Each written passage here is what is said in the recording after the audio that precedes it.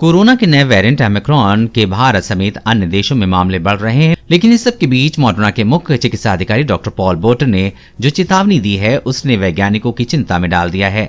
बोर्टन ने चेतावनी दी है कि अगर ओमिक्रॉन और डेल्टा म्यूटेशन स्ट्रेन का एक ही समय में किसी को संक्रमित करते हैं तो कोरोना वायरस का एक नया सुपर वेरिएंट बन सकता है। मॉडर्ना के प्रमुख ने कहा है कि जबकि कोविड संक्रमण में आमतौर पर केवल एक म्यूटेशन स्ट्रेन शामिल होता है, वहीं कुछ दुर्लभ मामलों में 2 से अधिक स्ट्रेन एक ही समय में किसी पर हमला कर सकते हैं। यदि ये दोनों स्ट्रेन भी उसी सेल को संक्रमित करते हैं तो वो डीएनए की अदला बदली कर सकते हैं और एकत्र होकर वायरस का एक नया वेरिएंट बनाने में सक्षम हो सकते हैं।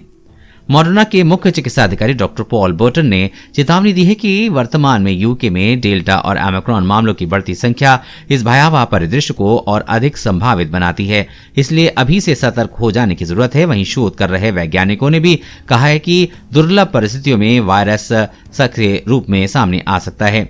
अभी तक के कोरोना काल में जीन की अदला बदली होने से 3 कोरोना के नए स्ट्रेन रिपोर्ट किए गए हैं। ऐसे मामले में वायरस खुद ही म्यूटेट होकर नया वेरिएंट बना लेता है। वायरस आमतौर पर नए वेरिएंट बनाने के लिए रैंडम म्यूटेशन पर निर्भर करता है। यूके में पहली बार पहचाने जाने के बाद से केवल 2 सप्ताह के बाद ओमिक्रॉन लंदन में पहले ही सामने आ चुका था। विशेषज्ञों ने भविष्यवाणी की है कि ये नए साल तक मुख्य तनाव बन जाएगा। नए वेरिएंट का बनने का जोखिम बढ़ जाता है। विज्ञान और प्रौद्योगिकी समिति से बात करते हुए मॉडर्ना के मुख्य चिकित्सा अधिकारी डॉक्टर पॉल बोर्टन ने कहा है कि इस प्रक्रिया के होने के लिए निश्चित रूप से संभव था और इसके परिणाम स्वरूप एक घातक वेरिएंट हो सकता है जो अन्य कोरोना के म्यूटेशन की तुलना में अधिक जोखिम पैदा करता है।